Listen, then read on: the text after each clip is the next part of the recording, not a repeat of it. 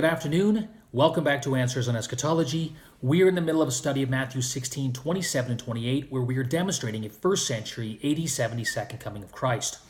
Now, specifically, we've been looking at the theme of the wedding, or the messianic remarriage, in the context of the coming of the Lord in Isaiah 62.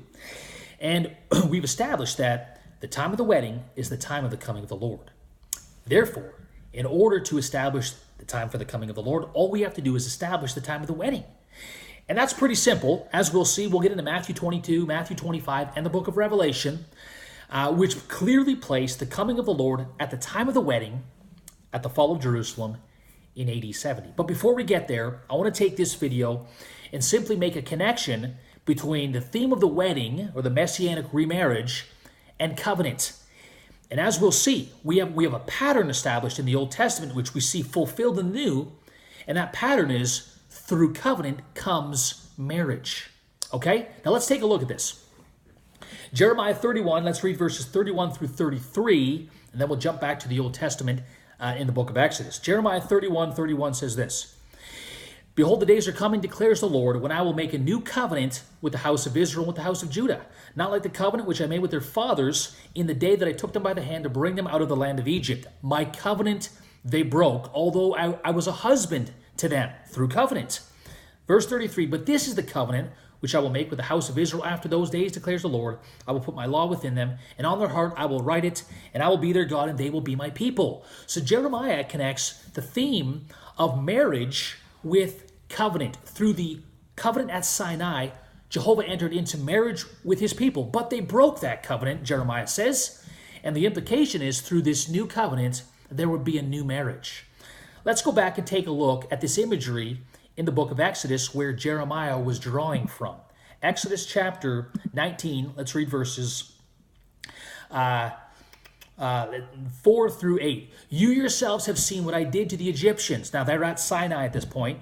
To the Egyptians, how I bore you on eagle's wings and brought you to myself.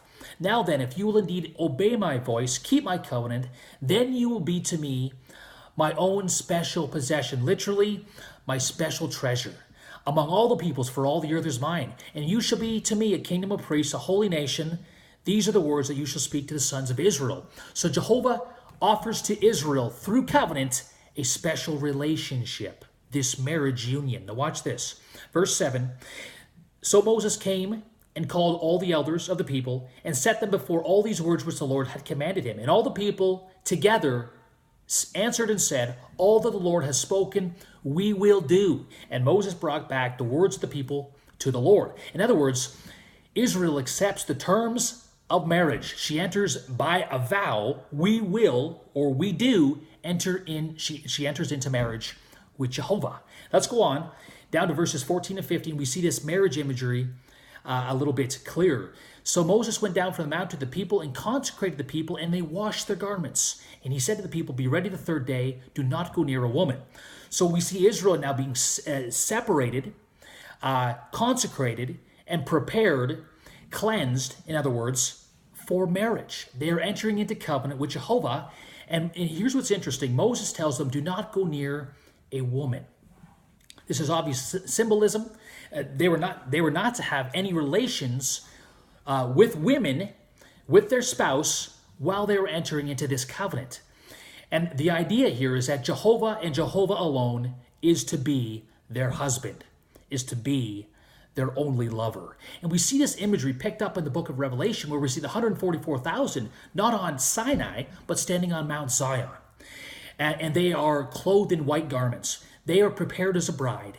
And John says that these have not defiled themselves with women, a direct allusion to this marriage covenant on Exodus. In Exodus, we see these 144,000 in the book of Revelation about to enter into the new covenant in a new marriage with Jehovah. Now, that being the case, they entered into marriage through the covenant at Sinai, but according to Hosea and all the prophets, they broke that covenant through harlotry. And let's pick that up in the book of Hosea, chapter 1. Hosea 1, let's read verses 2 through 11. When the Lord God first spoke through Hosea, the Lord said to Hosea, go take to yourself a wife of harlotry. And by the way, this is obviously Hosea's life, and specifically his relationship through Gomer and the children that relationship produced was a living parable, an illustration of what Jehovah had done and was going through with his people. He had married a harlot wife. He had married a wife who had become unfaithful. She had become a harlot, and she had produced children of harlotry, unfaithful children. And because of that, because they had broke the covenant, they become unfaithful, he would divorce them. And this is a living parable that Hosea had to go through in order as a sign to be a sign to Israel. Now watch this. The Lord first spoke through Hosea.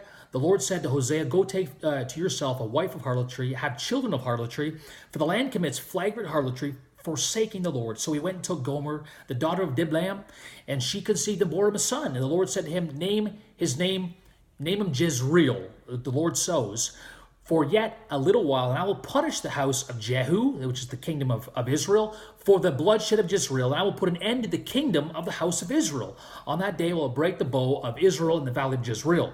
Then she conceived, that is Gomer, she conceived again and gave birth to a daughter. And the Lord said to him, name her Lo Ruhamah, which means she has not obtained compassion. For I will no longer have compassion on the house of Israel, that I would ever forgive them. So through their harlotry, he would no longer have compassion upon his covenant people. Verse 7, but I will have compassion on the house of Judah. And this speaks of the remnant. This speaks of the righteous. And they will deliver them by the Lord their God, and I will not deliver them by bow, sword, battle, horsemen, or horses. Then she, that is Gomer, had weaned, when she had weaned Lo Ruhamah, she conceived and gave birth to a son. And the Lord said, name him Lo Ami, which is not my people. For you are not my people, and I am not your God. In other words, the judgment pronounced upon Israel for their unfaithfulness, for their harlotry, for them breaking the covenant, was that he would no longer have compassion upon them, and they would no longer be his people. But in verse 10, we see the mercy of God extended to the remnant. Yet the number of the sons of Israel will be like the sand of the sea, which cannot be measured or numbered. And in that place where it was said to them, you are not my people, it will be said to them, you are the sons of the living God. So they will be brought back into a new relationship through a new covenant. That is the remnant of Israel. Let's pick this up, jump to the next chapter, Hosea 2. Let's read verses 2 through 4, and watch this. Contend with your mother, contend. That is the righteous, contend with them. For she is not my wife. Israel is no longer my wife, and I am no longer her husband. And let her put away her harlotry from her face, and her adultery from before her breasts, or I will strip her naked and expose her as on the day when she was born. I will also make her like a wilderness, make her like desert land, and slay her with thirst. Also, I will have no compassion on her children, because they are children of harlotry. We know this took place. The northern kingdom was completely cut off through the Assyrian invasion and conquest. Israel, as a covenant people, were divorced. They were cut off from Jehovah. Now watch this. Let's pick this up. Jump down to verses 13 through 23, and we'll see this promise of a new covenant and a new marriage that we find in Isaiah 62, which Jesus and the New Testament writers pick up in the New Testament. Hosea chapter 2, verse 13. I will punish her for the days of her Baals, when you used to offer sacrifices to them and adorn herself with earrings and jewelry, and follow her lovers, so that she forgot me, declares the Lord. Therefore, behold, I will allure her. See, through this judgment, the righteous remnant would be saved. Therefore, I will allure her, bring her into the wilderness, and speak kindly to her. Then I will give her vineyards from there, and the valley of Achor as a door of hope. And she will sing there as in the days of her youth, as in the days when she came up out of Egypt, through a covenant. Remember, through a relationship with Yahweh. It will come about in that day, declares the Lord, that you will call me Ishi, or husband, and no longer call me Baali, or my Baal, or my master. For I will remove the names of Baals from her mouth, so that they will be mentioned by their names no more. In that day also I will make a covenant for them with the beasts of the field. So this is the new covenant of Jeremiah 31. I will make a new covenant for them with the beasts of the field, with the birds of the sky, with the creeping things of the ground, and I will abolish the bow, the sword of war from the land, and I will make them lie down in safety. This new covenant is couched in the imagery of the creation in Genesis chapter 1 and 2, and the establishment of the covenant with Noah. And this means the idea is that this new covenant would be a new covenant in a new creation.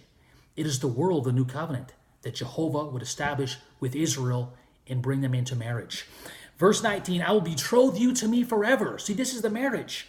Yes, I will betroth you to me in righteousness and in justice, in loving kindness and in compassion. See, they would be married to Jehovah through righteousness, but through justice, through judgment. Through the righteous judgment of Jehovah, they would be justified. They would be made righteous, and they'll be brought into marriage through the new covenant. It will come about in that day that I will respond, declares the Lord. I'll respond to the heavens, and they will respond to the earth. There will be this connection between heaven and earth.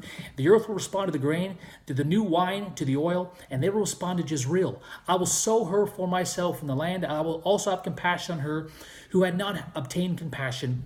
And I will say to those who were not my people, who were divorced, who were cut off, you are my people, and they will say, you are my God. This would take place through the establishment of the new covenant in righteousness.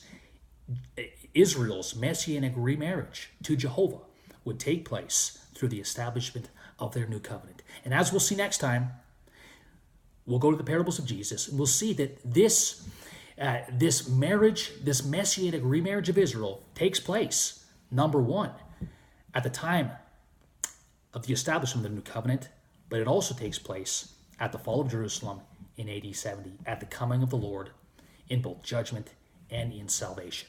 We'll see that next time on Answers on Eschatology. Sorry I was so long again. We'll see you soon. Bye for now.